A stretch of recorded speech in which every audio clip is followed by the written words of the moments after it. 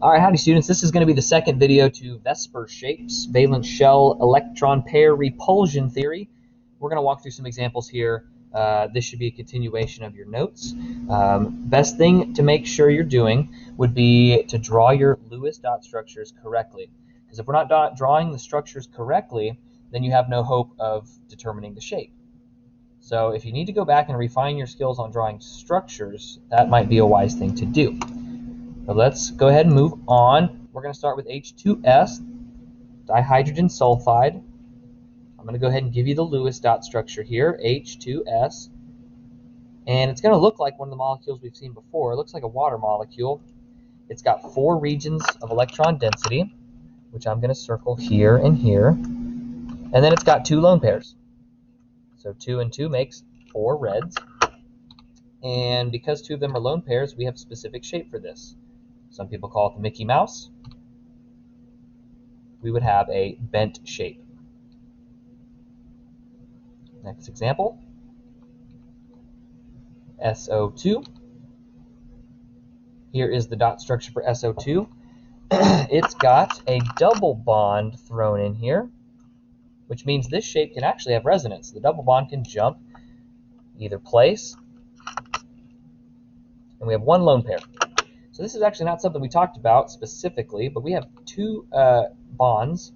One's a double bond, and then we have 1 lone pair of electrons, which makes for 3 reds.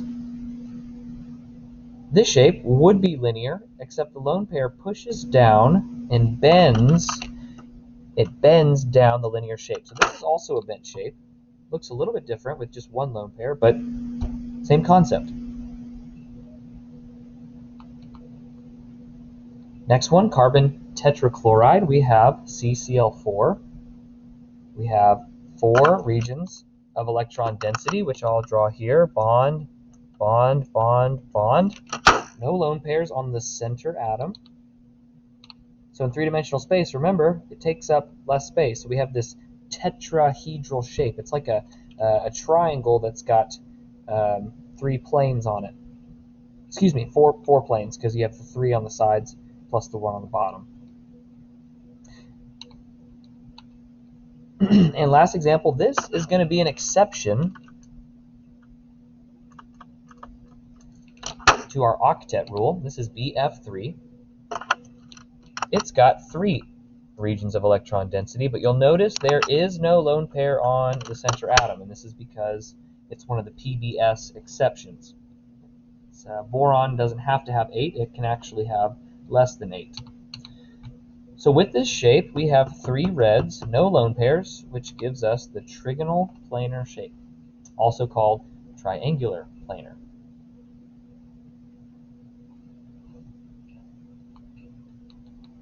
In F3, similar to BF3, however, this is not an exception. So we have 4 reds, 3 of which are bonds.